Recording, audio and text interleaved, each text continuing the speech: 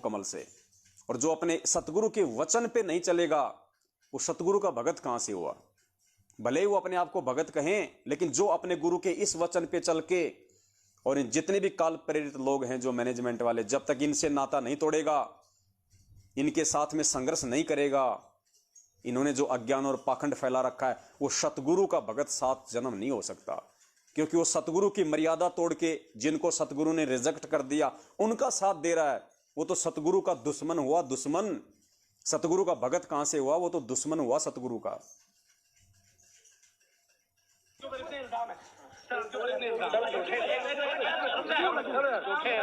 झूठे कैसे हैं आपके ऊपर? आपके गुंडे इतने खड़े थे वहाँ पे, हजारों आदमी हरियाणा पुलिस से। मेरे नीचे राष्ट्रीय समाज सेवा समिति नहीं तो आपकी समिति है।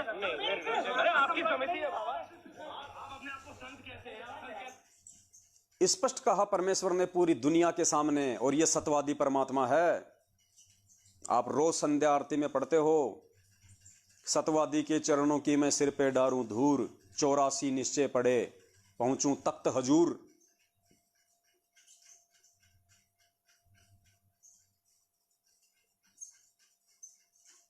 और ये वाणी क्या कह रही है परमात्मा की? कि परमात्मा ना झूठ कह सकता है और ना झूठ होता है। तो जो वचन अभी आपने सुने गुरुदेव के मुख कमल से मैनेजमेंट वालों के लिए, वो झूठे नहीं हो सकते। गुरुदेव ने पूरी दुनिया के सामने कहा है लाइव। अगर कल को यह साबित हो गया कि यह राष्ट्रीय समाज सेवा समिति संत रामपाल जी महाराज जी की ही है, पुण्यात्माओं, इस परमेश्वर की कोई भक्ति नहीं करेगा दुनिया में। क्योंकि परमात्मा ऑटोमेटिक दोगले साबित हो जाएंगे, और भगवान दोगला हो नहीं सकता। तो झूठ कौन बोल रहा है यहां पे? यहां पे गलत कौन है? काल का एजेंट कौन है? इस चीज को आप लोगों ने समझना पड़ेगा, और उसके विरुद्ध खड़े होकर ज्ञान आधार से संघर्ष करना पड़ेगा। सुनो गुरुदेव के मुख कमल से कि परमात्मा ना झूठ कहता और ना उसका बोला हुआ झूठ होता। तो आप लोग किसका साथ दे रहे हो? किसके आगे डर रहे हो, झुक रहे हो? ये अपना लेवल स्वयं चेक कर लिया करो। 600 वर्ष पहले चौराहे पर खड़ा होकर कहा करते परमात्मा, जहां ये ब्राह्मण कथा कर रहे होते थे तो उसमें परमात्मा को बहुत मार पड़ा करती थी, पीटा करते थे, घसीटा करते थे। लेकिन परमात्मा सत्य है, उसके वचन सत्य है, उसका अस्तित्व सत्य है। वो झूठ ना कह सकता और ना ही वो झूठ होता है। ना झूठ वो कह सकता और ना वो झूठ होता है। परमात्मा सत्य है, परमात्मा का अस्तित्व सत्य है, और ना वो झूठ कहता और ना उसका कहा हुआ झूठ हो सकता। तो ये सतगुरु के वचन है, उसी परमात्मा के वचन है जिन्होंने पूरी दुनिया के सामने ये कह के कि राष्ट्रीय समाज सेवा समिति मेरी नहीं है, इनको रिजेक्ट कर दिया। ये सत्यवादी के वचन है, कभी झूठ नहीं हो सकते। आप इनको समझ पा रहे हो, नहीं समझ पा रहे, ये आपके ज्ञान योग पे निर्भर करता है। कल को ऊपर हाथ खड़े करके रहोगे कि हमने किन गुरु गद्दारों का साथ दिया इतने वर्षों तक, किन काल एजेंटों का साथ दिया हमने इतने वर्षों तक, अपना समय बर्बाद किया, अपनी सांसें बर्बाद की। इनको डूबना ही डूबना है। इनकी केवल बैटरी चल रही है मैनेजमेंट वालों की, सिर्फ बैटरी। आज नहीं तो कल वो डिस होनी है। इनको काल के गर्त में जाना ही जाना है। ये सतगुरु के लायक नहीं है, गुरु इनको रिजेक्ट कर चुका है। और उसी रिजेक्टेड माल को आप एक ब्रांडेड चीज समझ के अपने घर में सजा रहे हो। ये अज्ञानता नहीं, मंदबुद्धिता नहीं तो और क्या है?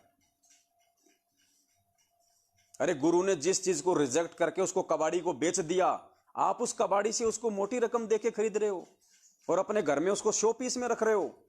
ये मूर्खता है, मूर्खता, ज्ञान आधार नहीं है।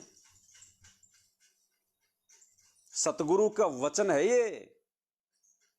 ये अखिल ब्रह्मांड का स्वामी है, जिसने अपने वचन से पूरी सृष्टि को रचा हुआ है।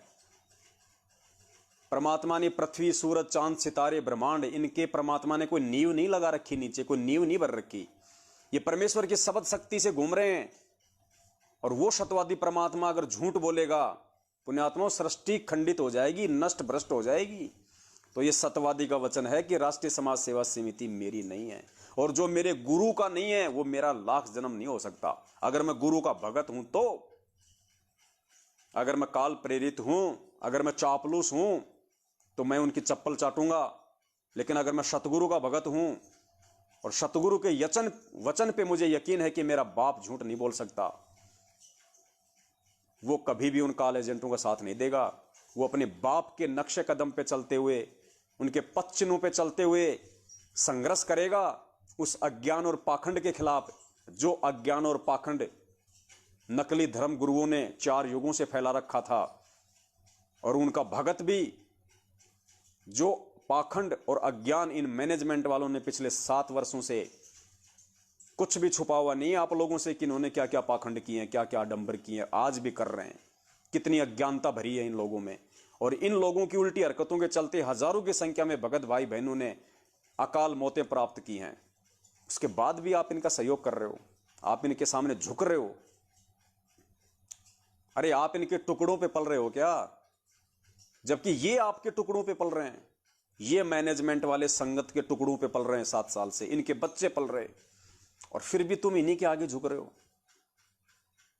ये विचार करने की बात है। हम कहां सतलोक जाने की सोच रहे हैं?